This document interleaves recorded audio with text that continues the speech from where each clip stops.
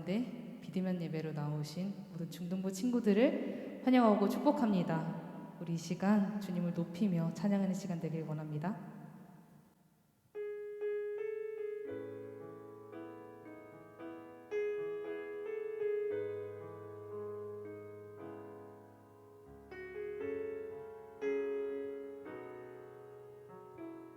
주의 보좌로 주의 보좌로 나갈 때에 어떻게 나가야 할까?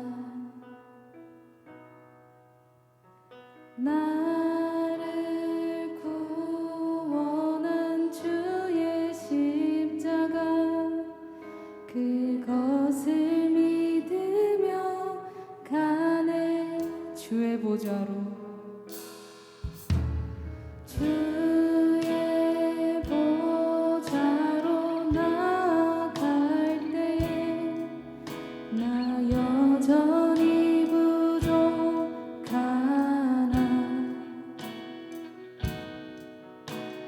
나를 품으신 주의 그 사랑 그것을 믿으며 가네. 자격 없는 내 힘이 아닌 오직 예수님의 보혈로 자격 없는 내 힘이 아닌 오직 예수님의 보혈로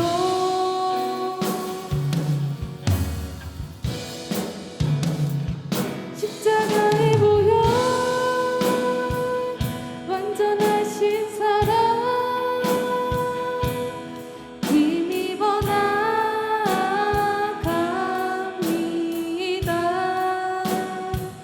십자가의 보혈 완전하신 사랑 힘입어 예배합니다. 주의 보좌로 주의 보좌로 나갈 때에 어떻게 나가야 할까? 나를 구원한 주의 십자가 그것을 믿으며 가네. 주의 보좌로 주의 보좌로 나갈 때에 나 여전히 부족하나 나를 품으신 주의 그 사랑 그것을 믿으며 가네. 자격 없는 내 힘이 아닌 오직 예수님의 보혈로 자격 없는 내 힘이 아닌 오직 예수님의 보혈로 십자가의 보혈 십자가의 보혈 완전하신 사랑 힘입어 나갑니다. 십자가의 보혈 완전하신 사랑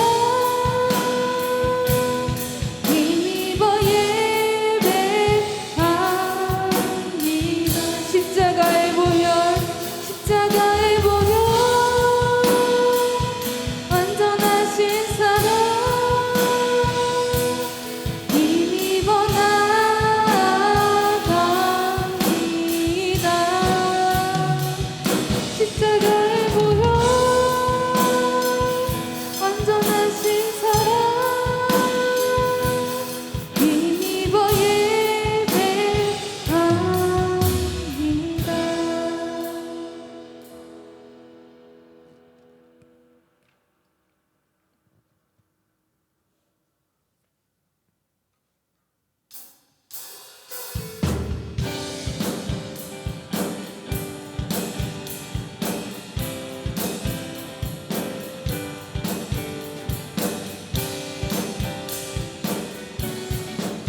우리 시간 기쁨으로 나가길 원합니다.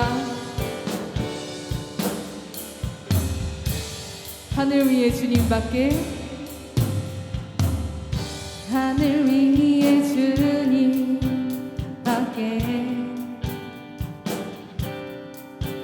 내가 사모할 자 이 세상에 없네.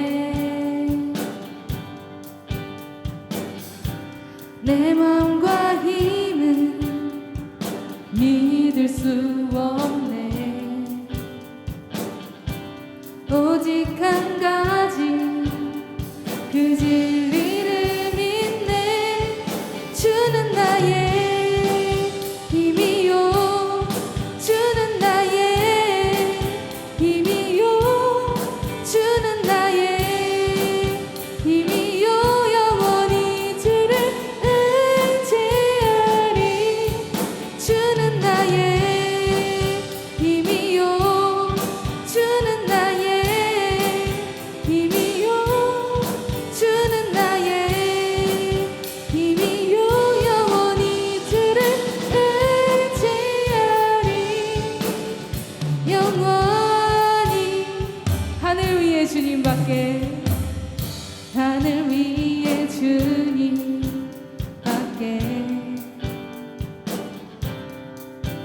내가 사모할 자 이 세상에 없네.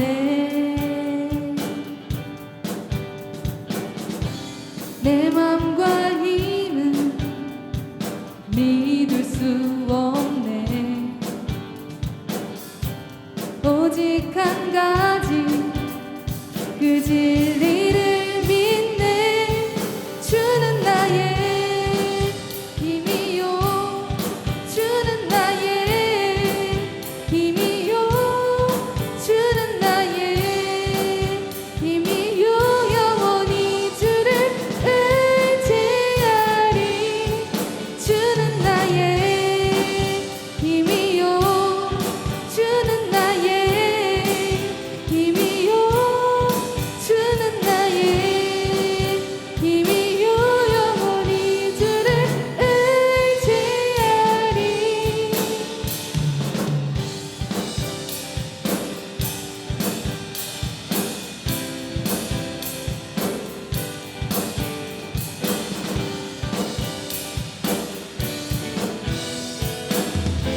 우리 시간 선포합시다. 내 마음과 힘은, 내 마음과 힘은 믿을 수 없네. 오직 한 가지 그 진리를 믿네. 주는 나의 힘이요, 주는 나의 힘이요, 주는 나의 힘이요. 영원히 주를 의지하리. 주는 나의 힘이요, 주는 나의 힘이요, 주는 나의 힘이요. 영원히 주를 의지하리. 주는 나의, 주는 나의 힘이요, 주는 나의 힘이요, 주는 나의 힘이요. 영원히 주를 의지하리. 영원히.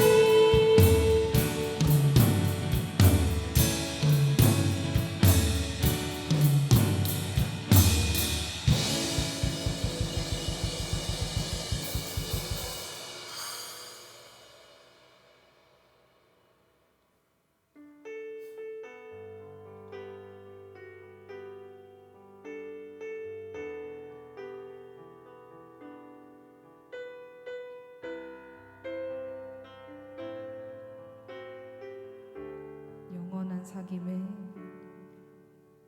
영원한 사귐에 날 초대하시네. 주님을 누리며 사는 것, 날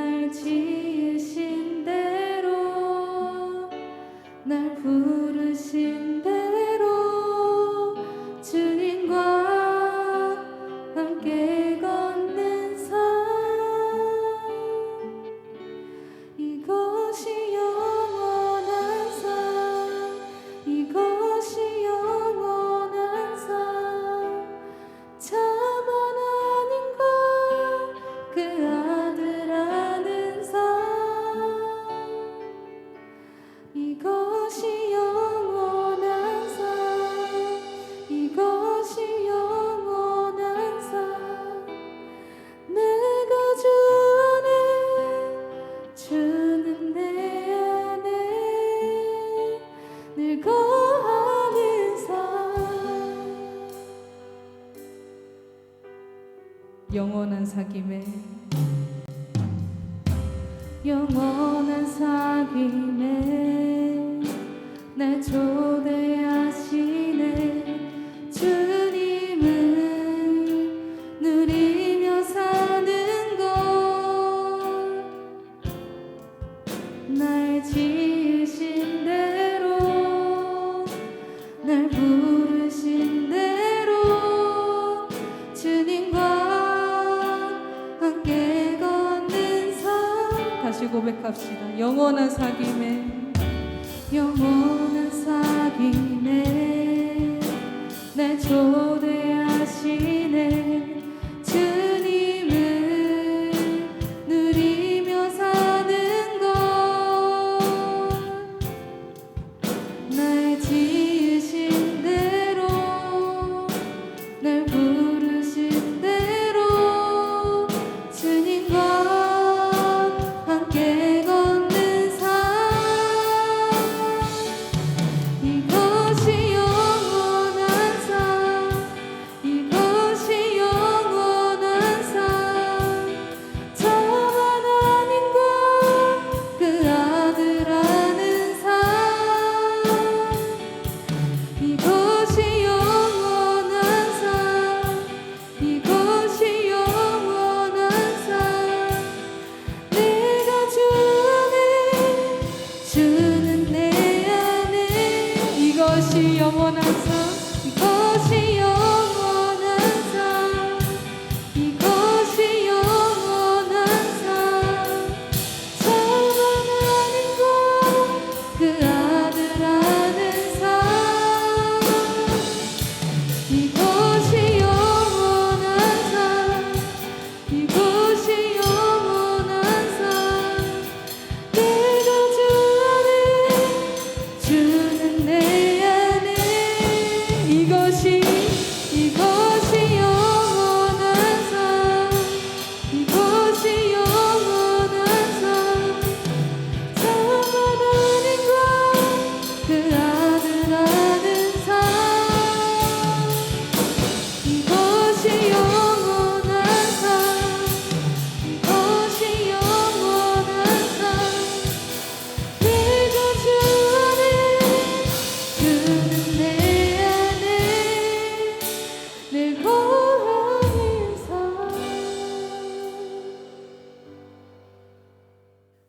오늘 우리가 같이 볼 말씀 사사기 2장 8절부터 15절까지의 말씀입니다.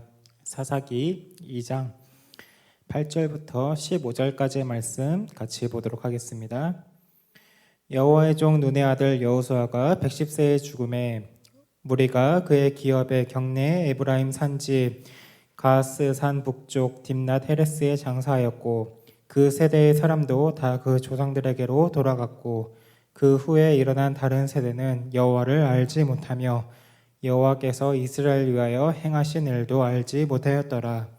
이스라엘 자손이 여호와의 목전에 악을 행하여 바알들을 섬기며 애굽 땅에서 그들을 인도하여 내신 그들의 조상들의 하나님 여호와를 버리고 다른 신들 곧 그들의 주위에 있는 백성들의 신들을 따라 그들에게 절하여 여호와를 진노하시게 하였으되 곧 그들이 여호와를 버리고 바알과 아스다롯을 섬겼으므로 여호와께서 이스라엘에게 진노하사 노력하는 자의 손에 넘겨주사 그들이 노력을 당하게 하시며 또 주위에 있는 모든 대적의 손에 팔아 넘기심에 그들이 다시는 대적을 당하지 못하였으며 그들이 어디로 가든지 여호와의 손이 그들에게 재앙을 내리시니 곧 여호와께서 말씀하신 것과 같고 여호와께서 그들에게 맹세하신 것과 같아서 그들의 괴로움이 심하였더라. 아멘. 요즘 날씨가 정말로 덥습니다. 전도사님도 집에 가만히 있으면 이제 땀이 나서 에어컨은 틀고 선풍기 틀고 막 이렇게 그러고 있습니다. 그리고 제가 요즘같이 이렇게 더운 날 잊지 않고 하는 것이 한 가지 있습니다. 그게 무엇이냐면은 바로 샤워예요. 전도사님은 아침에 일어나서 한 번, 저녁에 한 번 이렇게 하루에 2번 샤워를 합니다. 제가 무슨 결벽증이 있어서 하루에 2번씩 하는 것도 아니고 원래 2번씩 하던 사람도 아닙니다. 원래 저는 샤워를 하루에 1번만 해요.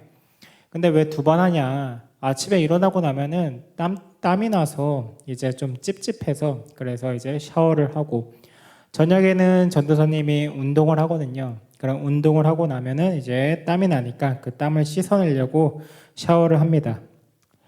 만약 제가 샤워를 하지 않으면은 어떻게 될까요? 아침에 뭐 나갈 일도 없는데 아휴 뭘 씻냐 이러면서 그냥 샤워를 하지 않고 지내면 저녁에 운동하고 나서 힘들어서 아휴 기운도 없는데 그냥 오늘은 그냥 자자 하고 그냥 자면 어떻게 될까요? 그렇게 씻지 않고 자면은 머리가 떡지고 몸에서 냄새가 나고 얼굴에는 막 기름이 끼고 그러겠죠. 그래서 꼭 샤워를 합니다. 우리가 땀을 흘리고 나면 샤워를 하는 것처럼 신앙생활 가운데도 매일매일 하나님의 은혜로 내 마음을 채우고 내 안에 있는 죄를 씻어내야 합니다.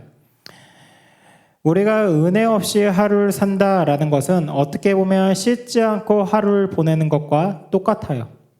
그러다 보면 자연스럽게 냄새가 나고 그리고 그 냄새가 지독해지겠죠.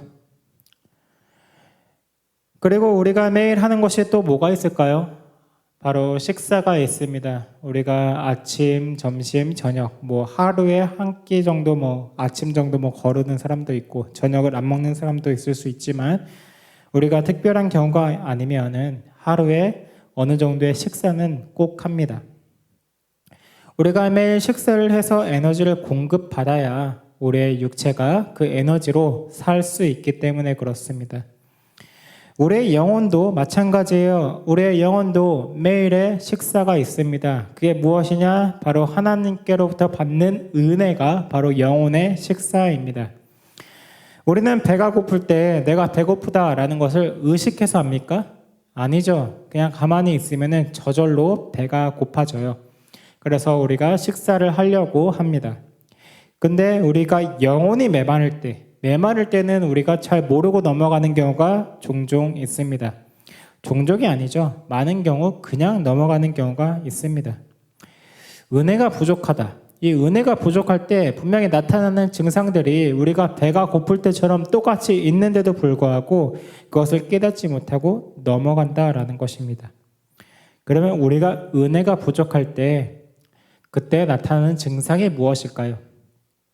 그것은 바로 우리가 하나님 앞에서 온전하지 못한 삶을 사는 모습이 우리에게 은혜가 부족하다라는 것을 나타내는 증상입니다. 온전하다. 우리가 온전하다라는 말을 들으면은 여러분 어떻게 생각합니까? 우리는 보통 완벽하다라는 것과 온전하다를 그냥 같은 말로 사용을 해요. 근데 성경에서는 온전하다와 완전하다 이 두 가지 완벽하다 이것은 좀 다른 개념입니다. 온전하다 할지라도 완벽하지 않을 수 있다라는 이야기예요. 성경에서 하나님께서 이 택하신 사람들 가운데 이제 온전하다라고 평가를 받는 몇몇의 사람이 있어요. 그 중에 한 사람이 누구냐면은 이스라엘 왕 아사 왕이 있습니다. 이 아사 왕은 하나님 앞에 온전했지만 완벽한 사람은 아니었습니다.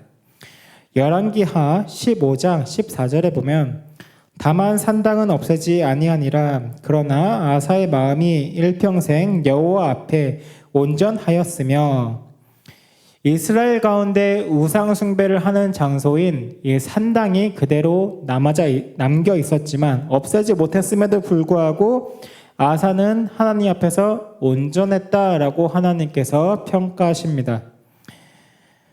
그가 마음을 다해 하나님 앞에서 온전하게 살려고 했다라는 것을 의미합니다. 그렇지만 그의 능력이 부족해서 산당은 없애지 못했다라는 거예요.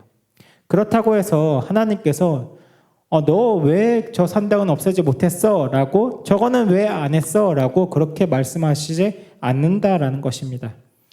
우리에게 주어진 만큼 최선을 다했으면 하나님께서는 그래 네가 이만큼 최선을 다했구나. 그거 보시고 온전하다라고 평가를 해주시는 거예요.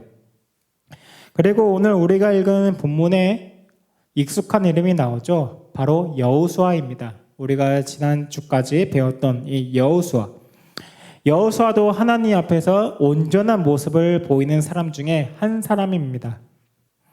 오늘 본문은 여호수아가 이 죽은 이야기로 시작을 해요.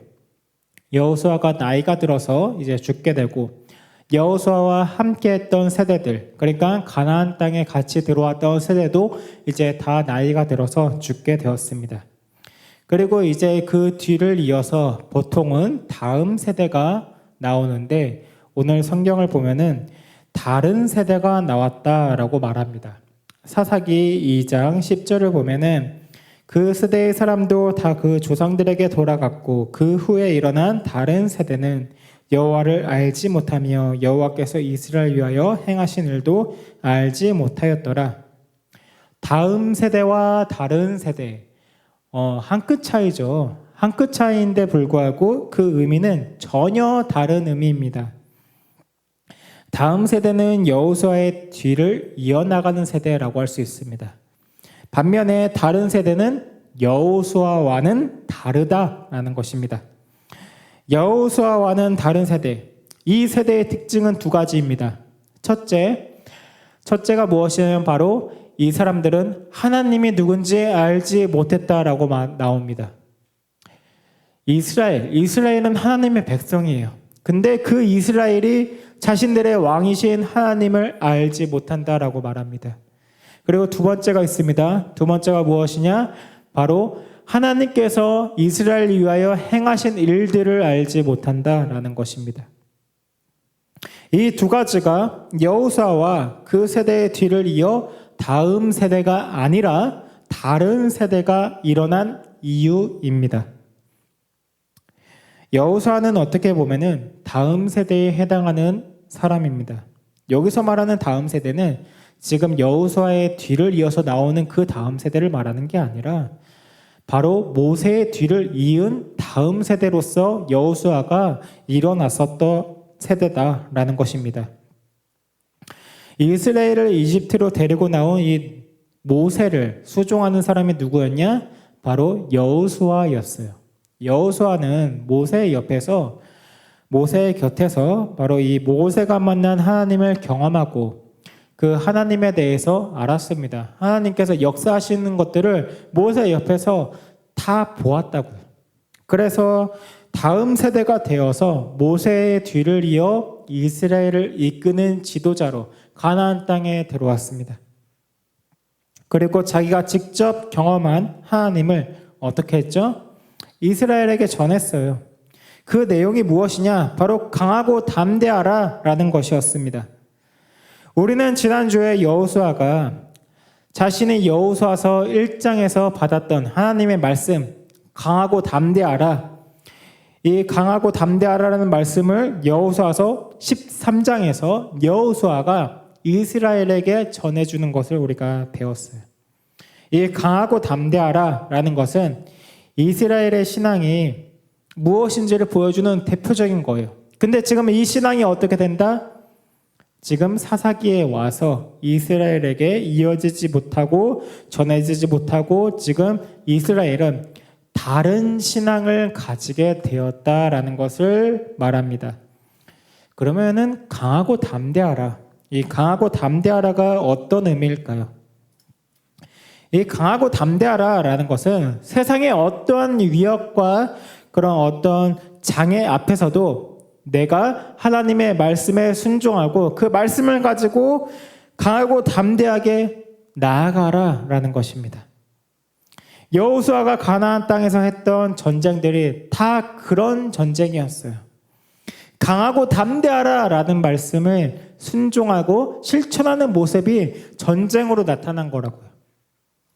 이집트에서 노예 생활만 했던 이스라엘이, 그리고 제대로 된 전쟁을 해본 적이 없던 이스라엘이 가나안 땅에 들어가 하나님의 방식으로 하나님의 말씀에 순종해서 승리하는 모습들이 바로 강하고 담대하라라는 것을 실천하는 모습입니다. 그리고 우리는 지난 3주 동안 이 여호수아서를 배우면서 가나안 땅에서 벌어졌던 그 전쟁의 승리가 누구의 승리라고 말했습니까? 이스라엘의 승리라고 했습니까? 아니면 하나님의 승리라고 했습니까? 바로 하나님의 승리라고 했어요.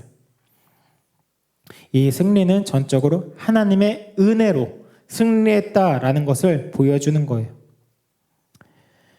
그래서 우리가 여호수아서를 통해서 우리가 하나님의 말씀을 따라가면은 승리할 수 있다. 이 세상을 이길 수 있다라는 것을 보았습니다. 그게 바로 강하고 담대하라라는 것이었습니다. 그런데 문제는 이 경험들이 지금 여호수아의 뒤를 이어 나온 이 다른 세대는 모른다라는 거예요. 단순히 전쟁에서 승리하는 그 경험이 없다라는 것을 말하는 것이 아닙니다. 그게 아니라 하나님의 은혜로 이 세상을 살아가는 방법을 모른다라는 것을 말하는 거예요. 이 세상을 은혜로 살아가는 방법을 모른다라는 것은 이스라엘의 삶의 방식을 모른다는 것입니다.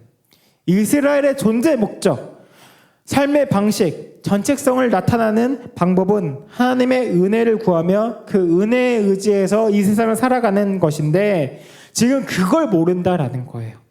그래서 다음 세대가 아니라 다른 세대인 것입니다. 그러면 왜 다른 세대가 나왔을까요? 왜 하나님을 알지 못하고 하나님께서 행하신 일들을 모르는 다른 세대가 나왔을까요? 그 이유는 가나안 땅에서 몇몇 큰 전쟁들을 통해서 승리한 이스라엘이 끝까지 말씀에 순종한 것이 아니라 현실에 타협했기 때문입니다. 어떻게 타협했냐? 이만하면 됐다. 이 정도 순종했으면 됐다라고 타협했기 때문입니다. 사사기를 처음 시작하는 사사기 1장을 보면은 처음부터 이스라엘이 그렇지 않았다라는 것을 볼 수 있어요. 사사기 1장 2절을 보면 여호와께서 이르시되 유다가 올라갈지라 보라 내가 그 땅을 그의 손에 넘겨주었노라 하시니라. 가나안 땅에서 들어와서 하던 전쟁답게 여호수아에서 보던 것과 같이 하나님께서 적들을 이스라엘 손에 넘기셨어요. 그리고 이 말씀에 순종해서 이스라엘은 전쟁을 하고 승리하는 모습을 보게 됩니다. 1장 17절을 보면은 유다가 그의 형제 시므온과 함께 가서 스밧에 거주하는 가나안 족속을 쳐서 그것을 진멸하였으므로 그 성읍들의 이름을 호르마라 하니라. 여기까지는 굉장히 모범적인 모습이에요. 이스라엘의 문제가 없는 것처럼 보여요. 그런데 바로 이 다음 구절에서 이스라엘의 문제가 나타납니다. 1장 18절을 보면은 여호와께서 유다와 함께 계셨으므로 그가 산지 주민을 쫓아내었으나 골짜기의 주민들은 철병거가 있으므로 그들을 쫓아내지 못하였으며 골짜기의 주민들이 철병거가 있어서 쫓아내지 못했다라고 말합니다. 이것이 바로 다른 세대가 생기게 된 원인입니다. 영적 전쟁에서 패배한 것이에요. 눈앞에 보이는 현실의 문제가 너무나도 커 보이기 때문에 그 문제에서 타협을 한 거예요. 원래는 어떻게 해야 되죠? 원래는 현실에 문제가 있다 하더라도 하나님의 말씀에 순종해서 그 문제에 부딪혀서 싸워서 이겨야 돼요. 근데 이기지 못하고 아예 시도조차 안 하는 거예요. 그냥 내버려 두자. 이것까지 어떻게 하겠어? 라고 하면서 타협을 한 것입니다. 그런데 다음 세대인 여호수아와 그 세대 때는 어떠했을까요? 여호수아 때도 똑같은 문제가 있었지만 달랐습니다. 여호수아서 17장 17절과 18절을 보면은 여호수아가 다시 요셉의 족속 곧 에브라임과 므낫세에게 말하며 이르되 너는 큰 민족이여 큰 권능이 있은즉 한 분깃만 가질 것이 아니라 그 산지도 내 것이 되리니 비록 삼림이라도 내가 개척하라 그 끝까지 내 것이 되리라. 가나안 족속에 비록 철병거를 가졌고 강할지라도 내가 능히 그를 쫓아내리라 하였더라. 여호수아 시대에도 사사기 때와 똑같이 골짜기에 철병거를 가진 민족이 있었습니다. 지형적으로 어려움이 있었습니다. 현실에 문제가 있었어요. 근데 있었는데 여호수아가 뭐라고 말합니까? 쫓아낼 것이다 라고 말하는 것입니다. 똑같은 문제 앞에서 하나님을 경험하고 이어온 다음 세대 여호수아와 그 세대는 하나님을 믿고 의지하여 나아갔다라는 것입니다. 그런데 다른 세대는 하나님을 믿지 못하고 하나님을 의지하지 못하고 현실에 타협한 거예요. 현실의 문제 앞에서 그냥 좌절하고 넘어지는 것입니다. 이게 바로 은혜가 부족한 상태, 은혜를 경험하지 못하는, 은혜를 필요로 하는, 은혜가 지금 메말라서 지금 꼭 필요한 바로 그 상태를 말하는 거예요. 바로 은혜가 없어서 온전하지 못한 모습입니다. 이스라엘이 하나님 앞에서 온전했다라고 한다면 여호수아의 시대처럼 철병거가 있다 할지라도 그 문제 앞에서 하나님의 말씀에 순종해서 우리가 하나님과 함께하니까 올라가서 봤을 것입니다. 최선을 다했을 거라고요. 만약에 그 결과, 그래서 만약에 그 철병거로 인해서 현실의 문제에서 넘어졌어요. 그래서 쫓아내지 못했다면 그래도 하나님께서는 그것을 인정해 주셨을 거라고요. 아사왕이 어떠했다고 했죠? 비록 그 산당들을 다 없애지는 못했지만 그래도 하나님께서 그가 온전하다라고 평가하셨다라는 것입니다. 그러나 다른 세대인 이 이스라엘은 그 현실의 문제에 부딪히지도 않았어요. 믿음을 가지고 순종하지 않았다고요. 그렇기 때문에 이 사람들은 하나님을 의지하지 않았고 그 결과 하나님께서 역사하시는 것도 보지 못했기 때문에 하나님에 대해서 알지 못하고 하나님께서 행하신 일에 대해서도 경험하지 못하고 결국 하나님과 점점 멀어지게 되었습니다. 그렇게 점점 하나님과 멀어진 결과 이 다른 세대인 이스라엘은 우상 숭배를 합니다.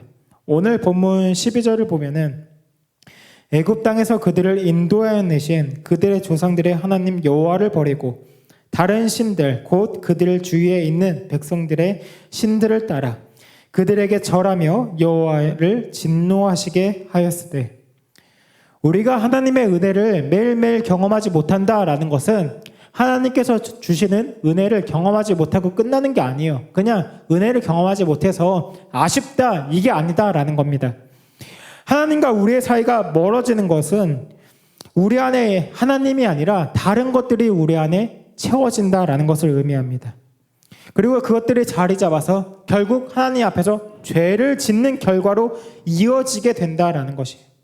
그렇기 때문에 우리는 날마다 하나님의 은혜를 경험하고 하나님을 의지해야만 합니다. 하나님을 의지할 때 하나님께서 우리에게 주시는 은혜를 경험하고 그 은혜는 우리를 더욱더 하나님을 의지하도록 만드는 힘을 줘요. 왜 그렇습니까? 우리가 현실의 문제 앞에서 믿음으로 부딪혀 봐요. 하나님의 말씀에 순종해서 은혜를 구하면서 그렇게 나아가 봅니다. 그리고 하나님께서 어떻게 역사하시는지 바라봐요. 그리고 그 결과 어떻게 되겠죠? 아, 하나님이 살아 계시는구나. 정말 하나님의 말씀대로 믿음으로 순종했더니 내가 보기에는 안 될 것처럼 보이던 저 문제들이 해결이 되는구나라는 것을 경험하면 그 다음에 똑같은 문제가 있었을 때 의지하겠죠. 더 하나님을 붙들겠죠. 그렇게 살아가게 된다라는 것입니다. 그런데 하나님을 의지하지 않으면 하나님을 의지해야 할 이유도 없고 하나님이 내려주시는 은혜도 경험하지 못했기 때문에 우리는 하나님과 점점 멀어지게 되는 것입니다. 다른 세대인 이스라엘이 처음부터 하나님을 버리고 우상 숭배를 한 것은 아니었어요. 처음에는 하나님을 의지하여 이제 현실과 부딪혀 싸웠습니다. 그러다가 어느 순간 서서히 현실의 문제 앞에서 하나님을 의지하는 것이 아니라 타협하기 시작했어요. 이만하면 됐지. 에이, 저기 끝까지 뭐하러 굳이 저렇게 해야 돼. 라고 하면서 그 골짜기에 있는 철병거를 가진 그 민족들을 그냥 쫓아내지 않고 내버려 두면서 그들이 결국 어떻게 됐다고요? 우상 숭배를 했다고요. 주변 사람들이 보니까 다른 신들을 섬기는 걸 보고 그것을 따라서 이스라엘 백성들이 섬겼다라고 말하고 있는 것입니다. 그래서 결국은 하나님께 진노를 사게 된 거예요. 우리도 마찬가지입니다. 우리가 제가 처음에 말한 것처럼 샤워를 하는 이유가 뭐죠? 꼭 내 눈에 내가 정말 땀을 흘려서 막 땀방울이 맺혀 있어서 그래서만 샤워를 하는 것은 아닙니다.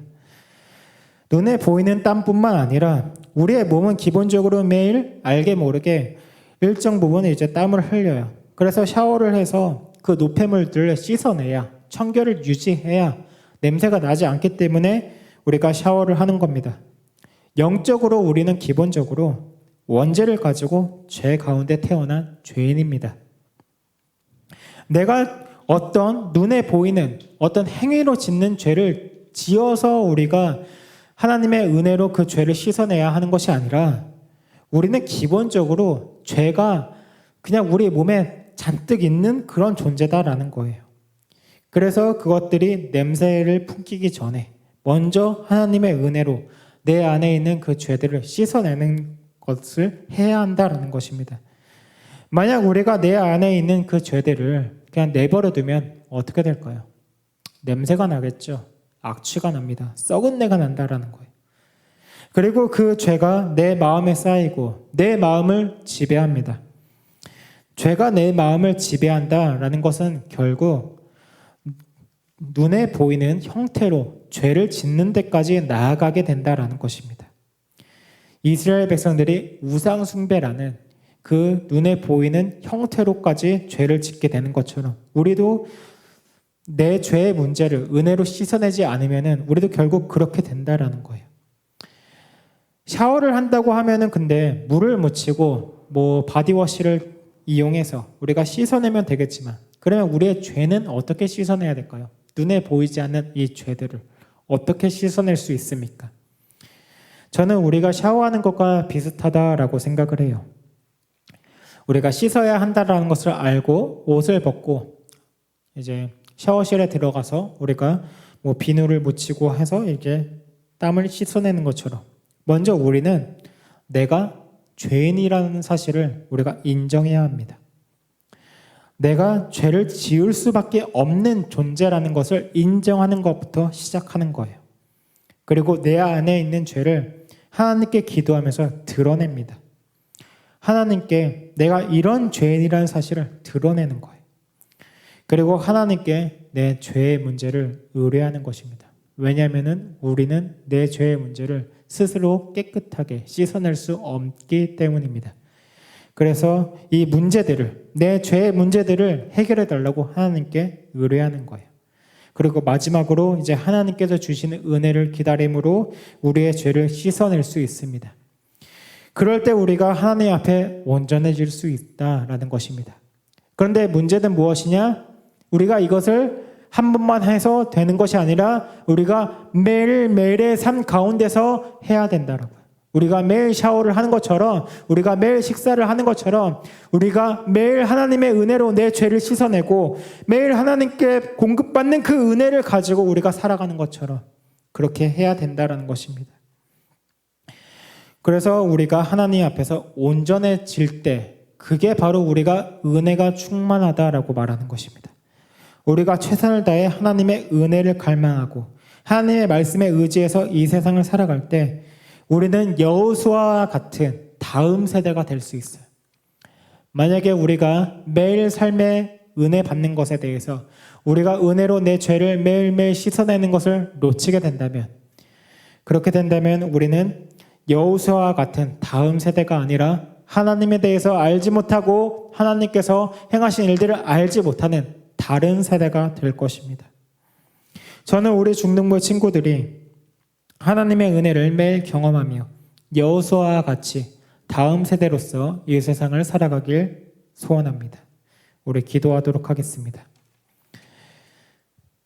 하나님 아버지 감사합니다. 우리가 매일의 삶 속에서 주님의 은혜를 바라며 살아가길 원합니다. 늘 하나님의 은혜를 경험하며 은혜에 감사하며 하루하루를 살아가는 중등부가 되게 하여 주시옵소서. 그래서 하나님의 말씀을 의지해서 이 땅을 살아가면서 하나님께서 역사하시는 것을 바라보며 하나님을 더욱 의지하며 살아가는 우리 친구들 되게 하여 주시옵소서. 우리가 가지고 있는 이 죄의 문제들 하나님의 은혜로 늘 씻어내고 하나님 앞에서 온전한 모습으로 살아가길 원합니다. 주님께서 인도하여 주시고 그 인도하심에 순종하며 이 한 주간 살아가는 우리 중등부 되게 하여 주시옵소서. 이 모든 말씀 우리 주 예수 그리스도의 이름으로 기도드립니다. 아멘. 주기도문으로 예배 마치도록 하겠습니다. 하늘에 계신 우리 아버지여, 이름이 거룩히 여김을 받으시오며 나라가 임하옵시며 뜻이 하늘에서 이루어진 것 같이 땅에서도 이루어지이다. 오늘날 우리에게 일용할 양식을 주옵시고 우리가 우리에게 죄 지은 자를 사하여 준 것 같이 우리의 죄를 사하여 주옵시고 우리를 시험에 들게 하지 마옵시고 다만 악에서 구하옵소서. 대개 나라와 권세와 영광이 아버지께 영원히 싸움나이다. 아멘.